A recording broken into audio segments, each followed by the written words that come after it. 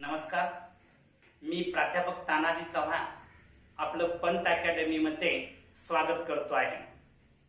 आज आपण 11 सायन्सचा एक न्यू टॉपिक स्टार्ट करतो आहे, sequence and series. Sequence and series हा जो टॉपिक आहे तो 11वी साठी जेवढा महत्त्वाचा आहे त्याच्यापेक्षा सुद्धा नॅशनल लेवलच्या किंवा स्टेट लेवलच्या ज्या कॉम्पिटिटिव्ह एक्झाम्स आहेत, उदाहरण दाखल जेई असेल, त्याच्याशिवाय MST-CET असेल, NDA असेल, नाटा असेल, KVPY असेल, आयसरची एक्झाम असेल किंवा VIT बीट्स पिलानी सारख्या एक्झाम्स मध्ये हा टॉपिक खूप महत्त्वाचा आहे। या टॉपिकचं जर बेसिक तुमचं परफेक्ट झालं तर हा टॉपिक खूप सोपा आहे। तर आज आपण हा टॉपिक स्टार्ट करतो आहे, सिक्वेन्स अँड सिरीज। तर सिक्वेन्स म्हणजे नेमकं काय? तुम्ही स्कूल लेवलला अरिथमॅटिक प्रोग्रेशन शिकलेला आहात, AP, त्यावेळी सिक्वेन्स बद्दल थोडक्यात माहिती घेतलेली आहे। A sequence is an arrangement of numbers in definite order so that there is a definite relation between the numbers and their position in the arrangement. Sequence म्हणजेच नंबरची अरेंजमेंट असते। या नंबरच्या अरेंजमेंट्स मध्ये त्या दोन नंबर्स मध्ये, कॉन्जिक्युटिव्ह दोन नंबर्स मध्ये एक डेफिनेट रिलेशन असतं, आणखीन त्यांची पोझिशन फिक्स असते। देअर पोझिशन जी आहे ती फिक्स पोझिशन असते अरेंजमेंट मध्ये। मी पुन्हा एकदा सांगतो बघा, sequence is an arrangement of numbers in definite order so that there is a definite relation between the numbers and their position in the arrangement।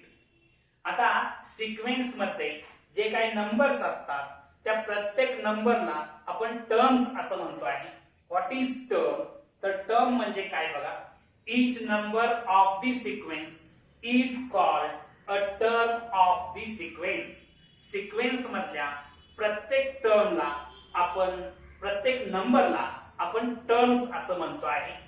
It is denoted by, terms denote करण्यासाठी first term जी असेल ती T1 न denote करतात, second terms T2 न denote करतात, third term T3 न denote केली जाते, लाइकवाइज nth टर्म Tn न डिनोट केली जाते।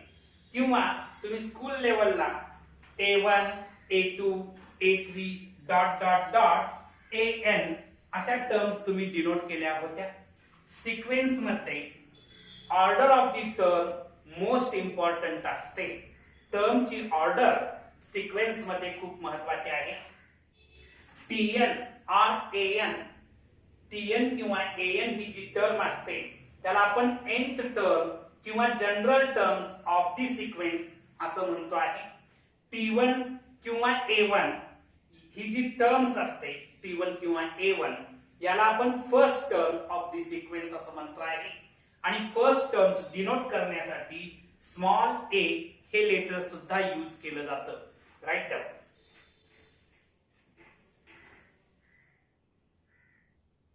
तर आपण सिक्वेन्स बद्दल बघितलं होतं। सिक्वेन्स म्हणजेच नंबर ऑफ अरेंजमेंट, नंबरची जी अरेंजमेंट असते त्याला आपण सिक्वेन्स म्हणतो। त्या अरेंजमेंट मध्ये दोन नंबर्स मधलं रिलेशन्स, डेफिनेट रिलेशन असतं, आणखी टर्मची पोझिशन फिक्स्ड असते। या गोष्टी आपण बघितल्या होत्या।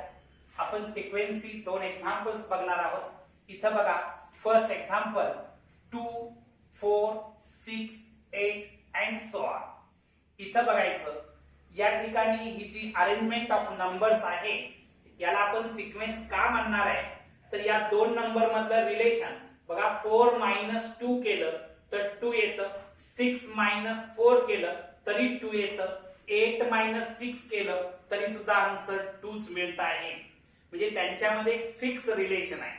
कॉन्जिक्युटिव्ह टर्म्स मधला डिफरन्स जर काढला तर तो मला कॉन्स्टंट 2 मिळतो आहे, आणि त्यामुळं हे सिक्वेन्सचं एक्झाम्पल आहे। सेकंड एक्झाम्पल बघा, 3, 6, 9, 12। इथं बघा, 6 - 3 केलं तरी 3च मिळतं, 9 - 6 केलं तरी सुद्धा 3च मिळत आहे, 12 मायनस 9 केलं तरी सुद्धा आन्सर मला 3च मिळत आहे. म्हणजे या कॉन्जिक्युटिव्ह टू टर्म्स मध्ये, कॉन्जिक्युटिव्ह टू नंबर्स मध्ये एक डेफिनेट रिलेशन आहे. मी कॉन्जिक्युटिव्ह टर्म्स मधला जर डिफरन्स घेतला तर डिफरन्स कॉन्स्टंट 3 मिळतो आहे आणि त्यामुळं हे एक्झाम्पल आपण सिक्वेन्स मध्ये येतं असं आपण म्हणू शकतो. सिक्वेन्सचे दोन टाइप्स आहेत. पहिला टाइप्स आहे फायनाइट सिक्वेन्स आणि सेकंड टाइप्स आहे इनफायनाइट सिक्वेन्स. फायनाइट सिक्वेन्स मध्ये a sequence containing finite number of terms is called a finite sequence. ज्या सिक्वेन्स मध्ये फायनाइट नंबर ऑफ टर्म्स असतात, जे लिमिटेड टर्म्स असतात, त्या सिक्वेन्सला आपण फायनाइट सिक्वेन्स असं म्हणतो आहे. It is written as finite sequence लिहित असताना T1, T2, T3, dot dot dot Tn मला लास्ट टर्म मिळते आहे. म्हणजे हा जो सिक्वेन्स आहे याच्यामध्ये nth टर्म आहे, त्यामुळे लास्ट टर्म n मला फाइंड आउट करता येते. त्यामुळे या सिक्वेन्सला मी फायनाइट सिक्वेन्स म्हणतो आहे. इनफायनाइट सिक्वेन्स म्हणजे काय बघा. Infinite sequence, a sequence is said to be infinite if it is not finite sequence.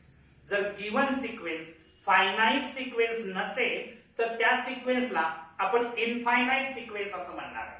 म्हणजेच याच्यामधल्या ज्या टर्म्स असतात, नंबर ऑफ टर्म्स असतात, त्या अनलिमिटेड टर्म्स असतात, अनकाउंटेबल टर्म्स असतात, म्हणून याला आपण इनफायनाइट सिक्वेन्स असं म्हणू शकतो. बघा, it is written as T1, T2, T3, dot dot dot. इथं लास्ट टर्म आपल्याला फाइंड आउट करता येत नाही कारण इनफायनाइट नंबर ऑफ टर्म्स आहेत, म्हणून या सिक्वेन्सला मी इनफायनाइट सिक्वेन्स असं म्हणणार आहे. Right.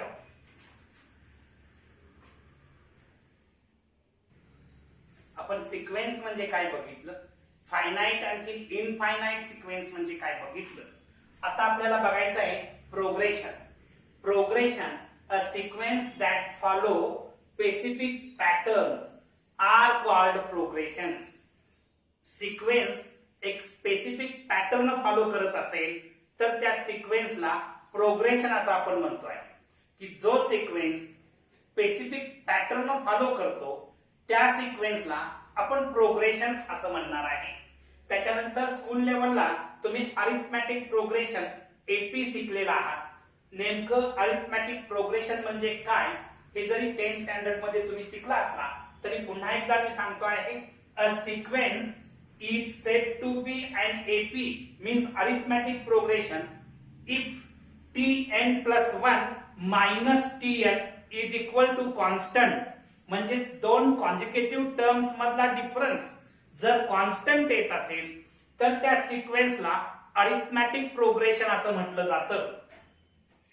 For all n belongs to n, हे जे n आहे हे नॅचरल नंबरला बिलॉंग करत आहे.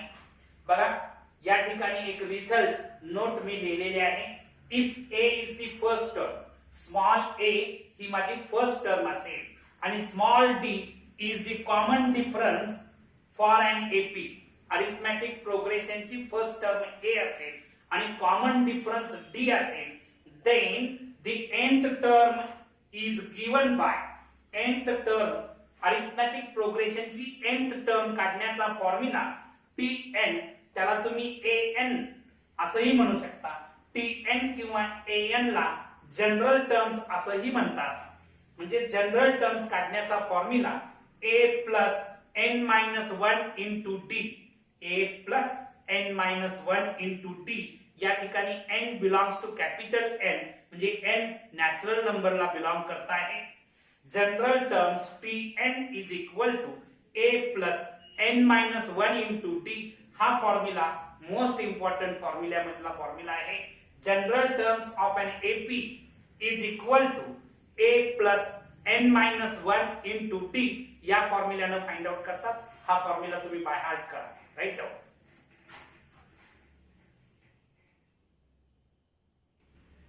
आता आपण जनरल टर्म्स Tn किंवा an काढण्याचा formula a plus n-1 into d हा बघितला. याच्यानंतर the sum of first n terms of an AP is given by Sn is equal to n upon 2 into bracket 2a plus n minus 1 into d where n belongs to capital N. बघा किंवा second formula आहे Sn is equal to n upon 2 into bracket मध्ये a plus l. तर arithmetic प्रोग्रेशनच्या first n टर्मची जर सम काढायची असेल, first n टर्मची सम काढण्याचा formula आहे Sn is equal to n upon 2 into bracket मध्ये 2a plus n minus 1 into d. या ठिकाणी a म्हणजे फर्स्ट टर्म, d म्हणजे कॉमन डिफरन्स आहे, n म्हणजे नंबर ऑफ टर्म्स. समजा तुम्हाला फिफ्थ टर्म काढायची असेल, फिफ्थ टर्मची सम, फिफ्थ टर्मची सम काढायची असेल तर S5 येणार, n ची व्हॅल्यू इथं 5 असणार आहे. ठीक आहे. किंवा दुसरा formula Sn is equal to n upon 2 into bracket a plus l. n म्हणजे नंबर ऑफ टर्म्स किती आहे, किती टर्मची आपल्याला सम मिळवायची आहे. n टर्मची सम मिळवत असताना, 5 टर्मची सम मिळवत असताना n ची व्हॅल्यू 5 येईल. 6 टर्मची सम मिळवत असताना n ची व्हॅल्यू 6 येईल. ठीक आहे. a म्हणजे फर्स्ट टर्म, n म्हणजे लास्ट टर्म, लास्ट टर्म म्हणजे जनरल टर्म्स, जनरल टर्म्स म्हणजे tn आणि tn काढण्याचा formula a plus n minus 1 into d आहे. याला आपण लास्ट टर्म म्हणतो किंवा जनरल टर्म सुद्धा म्हणतो. तर याचा अर्थ लास्ट टर्म इथं आहे, लक्षात घ्या. त्याच्यानंतर if b minus a is equal to c minus b असेल, म्हणजे कॉन्जिक्युटिव्ह टर्म्स मधले डिफरन्स जर इक्वल येत असतील तर a b c या ज्या तीन टर्म्स आहेत त्या AP मध्ये असतात. किंवा 2b is equal to a plus c मिळत असेल, 2b is equal to a plus c मिळत असेल तरी सुद्धा a b and c या तीन टर्म्स AP मध्ये असणार आहेत. तुम्ही अरिथमॅटिक प्रोग्रेशनचे प्रॉब्लेम सॉल्व्ह करत असताना काही वेळा तुम्हाला टर्म्स कन्सिडर करावे लागतात. बघा, while solving problems it is convenient to take. समजा अरिथमॅटिक प्रोग्रेशन मधल्या फर्स्ट 3 टर्म्स तुम्हाला फाइंड आउट करायचे आहेत. 3 कॉन्जिक्युटिव्ह टर्म्स काय कन्सिडर करायचे आहेत बघा. First term a minus d, second term a, third term a plus d. 3 terms जर काढायचे असतील तर a minus d first term, second term a आणि third term a plus d असं कन्सिडर करावं लागेल. समजा 4 कॉन्जिक्युटिव्ह टर्म्स तुम्हाला फाइंड आउट करायचे. अरिथमॅटिक प्रोग्रेशनच्या 4 कॉन्जिक्युटिव्ह टर्म्स फाइंड आउट करण्यासाठी फर्स्ट टर्म्स तुम्हाला a minus 3d, second terms a minus d, third term a plus d आणि fourth term a plus 3d असं कन्सिडर करावं लागेल. त्याच्यानंतर अरिथमॅटिक प्रोग्रेशन मध्ये तुम्हाला 5 कॉन्जिक्युटिव्ह टर्म्स फाइंड आउट करायचे असतील. 5 कॉन्जिक्युटिव्ह टर्म्स ऍज पहिली term a minus 2d, second a minus d, third a, fourth a plus d आणि फिफ्थ a plus 2d अशा टर्म्स कन्सिडर कराव्या लागतील. हा पार्ट वर्ड प्रॉब्लेम सॉल्व्ह करण्यासाठी खास करून तुम्हाला उपयोगाला येईल. Write down that much portion first.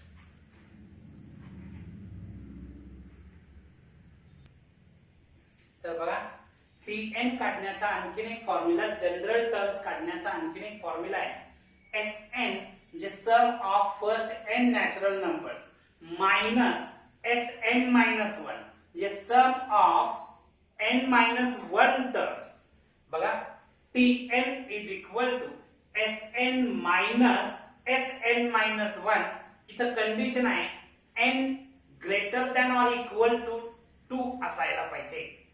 n ची व्हॅल्यू 2 बरोबर असेल किंवा 2 पेक्षा ग्रेटर असेल तर हा फॉर्म्युला तुम्हाला tn काढण्यासाठी उपयोगाला येईल. tn is equal to Sn minus Sn minus 1. आता properties of an AP. If a fixed non-zero number is added to each term of an AP, then the resulting progression is an AP. Given arithmetic progression मध्ये एक fixed non zero number जर मी add केला तर मिळणारं progression सुद्धा arithmetic progression मध्येच असतं, AP मध्येच असतं. अशी फर्स्ट प्रॉपर्टी आहे. सेकंड प्रॉपर्टी बघा, if each term of an AP is multiplied or divided by a given non-zero fixed number k, then the resulting progression is an AP. Given progression मधल्या each term ला एका fixed non-zero number k न मी multiply केलं किंवा divide केलं तर मिळणारं जे resulting progression आहे ते resulting progression सुद्धा AP मध्येच असतं. Write down these two properties also.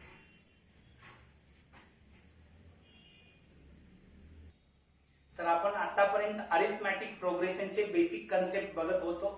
आता आपल्याला जॉमेट्रिक प्रोग्रेशनचे बेसिक कन्सेप्ट बघायचे आहेत. जॉमेट्रिक प्रोग्रेशन ज्याला आपण जीपी शॉर्ट मध्ये म्हणतो आहे, अरिथमॅटिक प्रोग्रेशनला आपण शॉर्ट मध्ये एपी म्हणत होतो, तसं जॉमेट्रिक प्रोग्रेशनला शॉर्ट मध्ये जीपी म्हणतो आहे. A sequence is said to be a GP if tn+1 upon tn is equal to constant for all n belongs to capital N. बघा, एखाद्या सिक्वेन्सला जॉमेट्रिक प्रोग्रेशन कधी म्हटलं जातं तर tn+1 upon tn is equal to constant येत असेल. याचाच अर्थ दोन कॉन्सिक्युटिव्ह टर्म्सचा रेशो जर कॉन्स्टंट येत असेल तर त्या सिक्वेन्सला जॉमेट्रिक प्रोग्रेशन असं म्हटलं जातं. A sequence is said to be a GP if tn+1 upon tn is equal to constant for all n belongs to n. हा जो tn+1 upon tn हा जो रेशो आहे, या रेशोला common ratio of the GP असं म्हणतात. tn+1 upon tn या रेशोला common ratio of the GP म्हटलं जातं. या ठिकाणी कॉमन रेशो डिनोट करण्यासाठी स्मॉल आर हे लेटर्स वापरलं जातं आणि स्मॉल ए न फर्स्ट टर्म डिनोट केली जाते. लक्षात ठेवा, ऑफ द जीपी. इथं मी जॉमेट्रिक प्रोग्रेशनचे दोन एक्झाम्पल दिलेले आहेत. इथं बघा 4, 12, 36, 108, 324 अँड सो ऑन. या ठिकाणी हे जे हा जो सिक्वेन्स आहे हा जीपी मध्ये आहे. का जीपी मध्ये आहे बघा, 12/4 करा किती मिळतं, 30 मिळतं. 36 अपॉन 12 करा किती मिळणार आहे, आन्सर 30 मिळणार आहे. 108 अपॉन 36 केलं तरी आन्सर 30 मिळतं. याचा अर्थ कॉन्जिक्युटिव्ह टर्मचा रेशो मला कॉन्स्टंट 3 मिळतो आहे आणि त्यामुळं हा जो गिवन सिक्वेन्स आहे हा जीपी मध्ये आहे. याचा common ratio r is equal to 3 मिळणार आहे आणि first term a is equal to 4 असणार आहे. त्याच्यानंतर सेकंड एक्झाम्पल बघा, 1, 1/2, 1/4, 1/8, 1/16 अँड सो ऑन. इथं बघायचं हाफ अपॉन 1 करा, हाफच मिळणार आहे. 1/4/हाफ करा, आपल्याला हाफच मिळत आहे. 1/8 अपॉन 1/4 केलं तरी मला हाफच मिळत आहे. याचा अर्थ दोन कॉन्सिक्युटिव्ह टर्मचा जर मी रेशो घेतला तर तो कॉन्स्टंट येतो आहे हाफ आणि त्यामुळं हा जो गिवन सिक्वेन्स आहे हा जॉमेट्रिक प्रोग्रेशन मध्ये आहे. आणखी या सिक्वेन्स मध्ये, या जॉमेट्रिक प्रोग्रेशन मध्ये कॉमन रेशो r ची व्हॅल्यू हाफ आहे. आणखी फर्स्ट टर्म a आहे. Write down.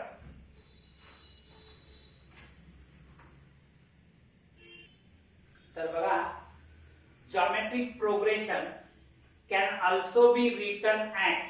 जॉमेट्रिक प्रोग्रेशन या पद्धतीने सुद्धा राईट केलं जातं. a first term, ar second term, ar² third term, ar³ fourth term, dot dot dot ar⁻n−1 n term आणि त्याच्या पुढची टर्म ar⁻n. इथं बघायचं फर्स्ट टर्म a आहे, मात्र r ची पॉवर इथं 0 असणार आहे. a into r raise to zero, कारण एनिथिंग रेस टू झिरो म्हणजे 1 येतं आणि 1 इंटू ए केलं तर एच येणार आहे, म्हणजे इथं a into r raise to zero असणार आहे.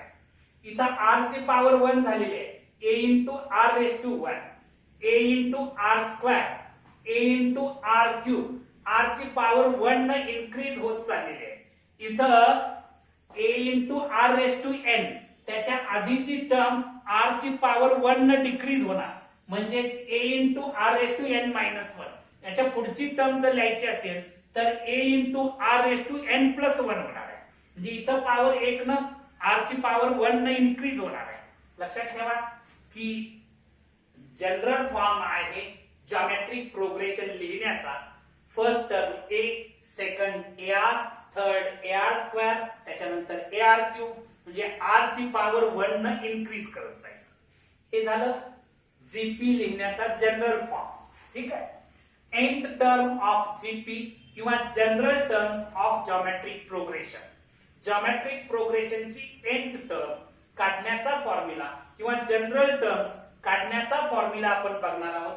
If a is the first term and r is the common ratio, a ही माझ्याकडे फर्स्ट टर्म असेल आणि r हा common ratio of a geometric progression where a and r both belongs to r, म्हणजे a आणखीन r, a म्हणजे first term, r म्हणजे common ratio, हे बोथ रियल नंबर्स असतील. a is not equal to 0, r is not equal to 0, then its nth term is given by geometric progression ची nth term काढण्याचा formula आहे tn is equal to a into r raised to n minus 1. a into r raised to n minus 1 हा nth term of geometric progression. हा जो formula आहे from the beginning, सुरुवातीपासून nth term काढण्यासाठीचा हा formula आहे. Last पासून nth term, back side न nth term काढण्याचा फॉर्म्युला वेगळा आहे. फ्रॉम द बिगिनिंग आणि फ्रॉम द एंड असे दोन वेगळे वेगळे फॉर्म्युले आहेत. त्यातला आपण बघतोय तो फ्रॉम द बिगिनिंग बघतोय. tn is equal to a into r raised to n minus 1 हा nth टर्म काढण्याचा जॉमेट्रिक प्रोग्रेशन मधली फॉर्म्युला राईट आहोत.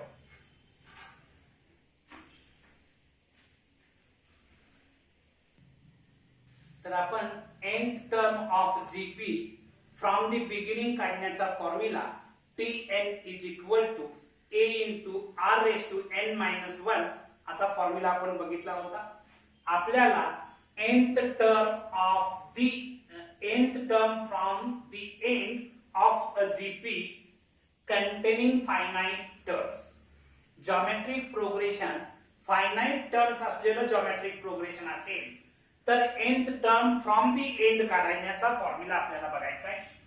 The nth term from the end of a GP with first term a and common ratio r and the last term n is given by. बघा आपल्याला nth term from the end काढायची आहे GP ची. याच्यामध्ये first term a आहे, common ratio r असेल आणि last term किंवा जनरल टर्म्स n असेल. तर nth टर्म काढण्याचा formula tn is equal to l upon r raise to n minus 1 हा जो फॉर्म्युला आहे तो from the end nth term काढण्याचा फॉर्म्युला आहे. फ्रॉम द बिगिनिंग काढण्याचा formula tn is equal to a into r raised to n minus 1 होता आणि from the end nth term काढण्याचा formula tn is equal to l upon r raised to n minus 1. ठीक आहे.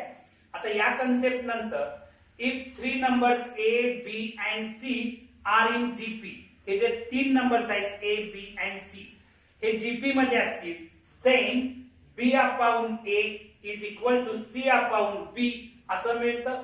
That is b square is equal to ac, middle टर्मचा square is equal to last two terms ज्या एंडच्या to terms आहेत त्यांचा product असं जर मिळत असेल तर या तीन टर्म्स कशामध्ये असणार आहे? जॉमेट्रिक प्रोग्रेशन मध्ये असणार आहे. राईट.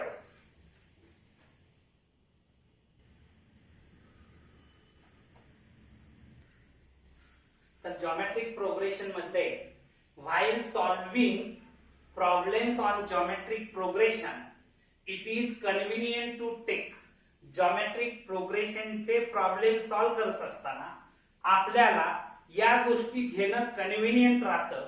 उदाहरण दाखल 3 consecutive terms of geometric progression जर तुम्हाला फाइंड आउट करायचे असतील तर first term a upon r, second term a आणि थर्ड टर्म ar कन्सिडर करणं अधिक कन्व्हिनियंट राहील.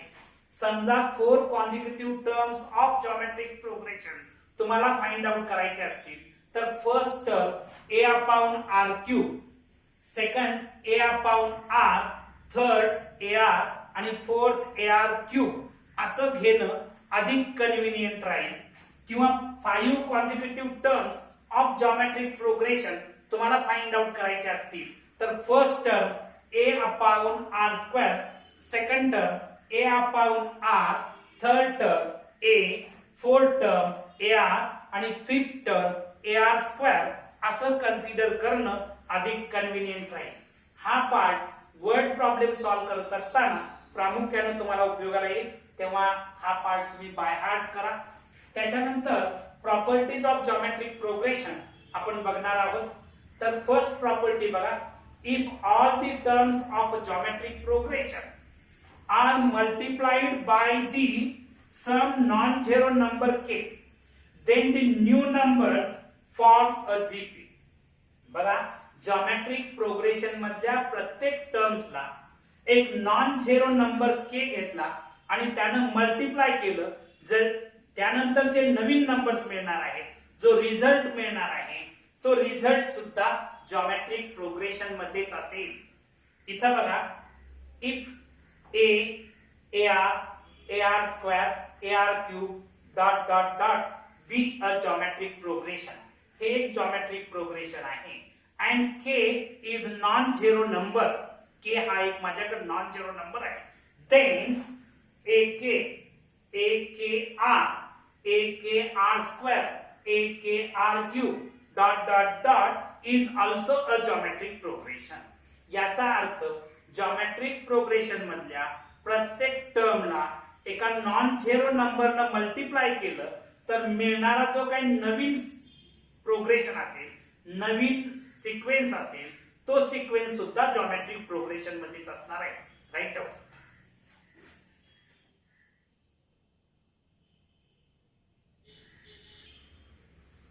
तर बघा, प्रॉपर्टीज ऑफ जीपी मध्ये फर्स्ट प्रॉपर्टी आपण बघितली होती. Second property, the reciprocal of the terms of a GP form a GP.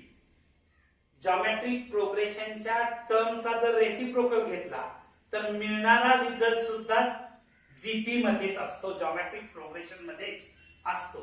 If a ar square dot dot dot be a GP, then 1 upon a चा reciprocal 1 upon a, ar चा reciprocal 1 upon ar square चा reciprocal 1 upon ar square dot dot dot is also a GP. Given GP च्या टर्मचा reciprocal नंतर मिळणारा जो result आहे तो सुद्धा जीपी मध्येच आहे. If each term of a GP is raised to some power, then the resulting terms are in GP. Given GP च्या प्रत्येक टर्मची पॉवर समजा k ने इन्क्रीज केली तर मिळणारा रिझल्ट सुद्धा जीपी मध्येच आहे. For example, if ar square ar cube dot dot dot be a GP, then a raised to k ar raised to k ar square raised to k ar cube raised to k is also a GP. Power me k न raise केलेली आहे, मिळणारा जो sequence आहे तो सुद्धा GP मध्येच असणार. Right.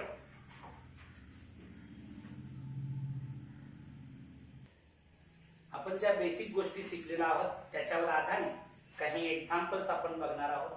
Find n term of the following GP. Given sequence हा जिओमेट्रिक प्रोग्रेशन मध्ये आहे असं ऑलरेडी सांगण्यात आलेलं आहे.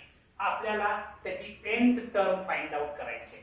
इथं बघा, फर्स्ट एक्झाम्पल मध्ये 3 - 6 12 -24 अँड सो ऑन. हा जो सिक्वेन्स आहे हा जीपी मध्ये असल्याचं ऑलरेडी सांगितलेलं आहे. याच्यामध्ये फर्स्ट टर्म त्याला आपण ए म्हणतो, a इज इक्वल टू 3 आणि कॉमन रेशो म्हणजे कॉन्जिक्युटिव्ह टर्मचा आपण रेशो घेणार -6 अपॉन 3 करणार म्हणजे -2 येणार.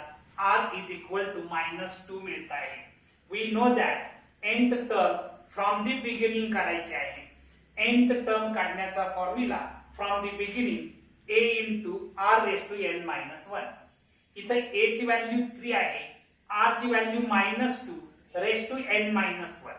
n आपल्याला माहिती नसल्यामुळे ऍज इट इज ठेवावं लागेल. हे तुमचं फायनल आन्सर असेल. nth term 3 into -2 raised to n minus 1 हे आन्सर मिळणार आहे nth टर्मचं. सेकंड क्वेश्चन बघा. 5, 1, 1/5, 1/25 अँड सो ऑन असा गिवन सिक्वेन्स हा जॉमेट्रिक प्रोग्रेशन मध्ये असल्याचं ऑलरेडी सांगण्यात आलेलं आहे. आपल्याला nth टर्म फाइंड आउट करायचे आहे. Here a is equal to म्हणजे first term is equal to 5 and common ratio 1/5 म्हणजे r इज इक्वल टू 1/5 मिळणार. We know that from the beginning आपल्याला nth टर्म जर फाइंड आउट करायचे असेल तर tn is equal to a into r raised to n minus 1. इथे a ची value 5 आहे, r ची value 1/5 raised to n minus 1. हे जे 5 आहे त्याची पॉवर 1 आहे. याचा जर रेसिप्रोकल घेतला तर त्याची पॉवर -1 होते. म्हणजे 5 मी लिहिताना 1/5 raised to -1 असं लिहू शकतो. कारण 5 ची पॉवर 1 पॉझिटिव्ह पॉवर आहे. 5 चा जर रेसिप्रोकल घेतला तर पॉवर निगेटिव्ह होते. जे 1/5 raised to -1 into 1/5 raised to n minus 1. आता बेस इक्वल आहे, जे पॉवरची सम होईल जे 1/5 into n minus 1 आणखीन हे -1 जर ऍड केलं तर n minus 2 येणार आहे. 1/5 raised to n minus 2 हे तुमचा आन्सर असणार आहे. राईट. तर बघा आणखीन एक एक्झाम्पल बघणार आहोत आपण. Verify whether 1 -3/2, 9/4, -27/4 ... is a GP. If it is a GP, then find its ninth term.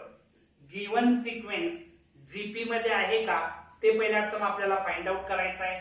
जर गिवन सिक्वेन्स GP मध्ये असेल तर त्याची नाइन्थ टर्म आपल्याला फाइंड आउट करायचे. तर बघा 1 -3/2, 9/4, -27/4 अँड सो ऑन. या ठिकाणी first term t1 is equal to 1 आहे, सेकंड टर्म -3/2 आहे, third term 9/4 and fourth term -27/4. आता गिवन सिक्वेन्स जीपी मध्ये असण्यासाठी कॉन्जिक्युटिव्ह टर्मचा रेशो जर मला कॉन्स्टंट मिळाला तर गिवन सिक्वेन्स जीपी मध्ये आहे असं आपण म्हणू शकतो. एनी टू कॉन्जिक्युटिव्ह टर्मचा रेशो जर कॉन्स्टंट मिळत असेल तर गिवन सिक्वेन्स जीपी मध्ये, अदरवाइज गिवन सिक्वेन्स जीपी मध्ये नाही असं आपण म्हणू शकतो. आता मी t2/t1 करतो. या दोन कॉन्जिक्युटिव्ह टर्मचा रेशो घेतो म्हणजे -3/2 अपॉन 1 येणार म्हणजेच -3/2 मिळणार आहे. त्याच्यानंतर t3/t2 करतो. t3/t2 करत असताना 9/4 अपॉन -3/2. 9/4 हे डिवाइड मीन्स इनव्हर्सली मल्टिप्लाय केलं तर 2/3. 2 1s are 2, 2 2s are 4, 3 1s are 3, 3 3s are 9. हे मायनस सिम्बॉल म्हणजेच -3/2. पहिले दोन रेशो इक्वल आले. थर्ड आपण विचारात घेऊया t4/t3. t4/t3 घेतलं -27/4 अपॉन 9/4 घेतलं. -27/4 हे डिवाइड मीन्स इनव्हर्सली मल्टिप्लाय केलं तर 4/9 होणार आहे. आता हे 4 4 कॅन्सल झालं. 9 1s are 9, 9 3s are 27 म्हणजे -3 आलं. बघा रेशो मला कॉन्स्टंट मिळाला का -3/2 इथं 3 मिळालेला आहे. इथं जर -3/2 मिळाला असता तर एनी टू कॉन्जिक्युटिव्ह टर्मचा रेशो कॉन्स्टंट येतो म्हणून मी गिवन सिक्वेन्स जीपी मध्ये लिहू शकलो असतो. मात्र इथं here the ratio of any two consecutive term is not constant, hence the given sequence is not a GP. Textbook मध्ये याचं सोल्युशन चुकलेलं आहे. का चुकलेलं आहे तर फोर्थ आणि थर्ड टर्मचा रेशो त्यांनी कन्सिडर केलेला नाही, काढलेला नाही. तो जर काढला असता तर टेक्स्टबुक वाल्यांच्या लक्षात आलं असतं की गिवन सिक्वेन्स हा जीपी मध्ये नाही. मात्र टेक्स्टबुक मध्ये पहिले दोनच रेशो मिळवले आणि त्याच्या आधारे गिवन सिक्वेन्स जीपी मध्ये आहे असं त्यांनी डिक्लेअर केलं आणि मग 9th टर्म काढलेली आहे. इथं गिवन सिक्वेन्स जीपी मध्ये नसल्यामुळं 9th टर्म काढण्याचा विषय नाही. तर आज आपण इथं थांबणार आहोत.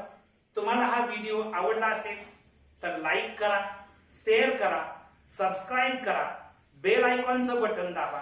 थँक्यू.